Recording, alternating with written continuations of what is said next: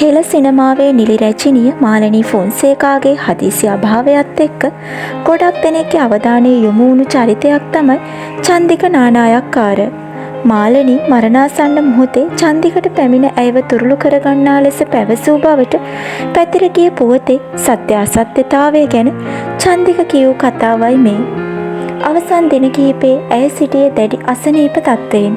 ඔය කියන රාත්‍රියේ ඇය එකපාරම අවදි වෙලා කිව්වලු චන්දික ආවද චන්දිකට එන්න කියන්න කියලා. ඒත් ඇය ළඟ හිටපු හිතවත් නර්ස්ලා ඒ ගැන එච්චරටම හිතලා නෑ. මේ සිද්ධිය වෙද්දි රෑ 12ට වගේ ඇතිලු. ඉතින් වරක් දෙවරක් නෙමෙයි කීප අවස්ථාවකදීම මගේ නම අහලා තියෙනවා. පස්සේ ළඟට කවුරු ආවත් මේ චන්දිකද කියලා අසිහියෙන් වගේ අහලා තියෙනවා. ඔන්න එතකොට තමයි ළඟ හිටපු අය අහලා තියෙන්නේ කාටද මැඩම් එන්න කියන්නේ කියලා. එතකොට තමයි චන්දික නානායක්කාර කියලා මගේ සම්පූර්ණ නම කියලා එයාට එන්න කියන්න මට එයාව තුරුළු කරගන්න ඕන කියලා දන්වලා තියෙන්නේ.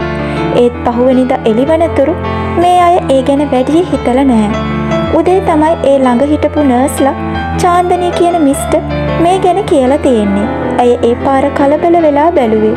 ඇත්තටම ඒ වෙද්දි මාලනීට ගොඩක් අමාරුයි. උදේ අපිට කතා කරලා ICU දාන්නද කියලාත් ඇහුවා.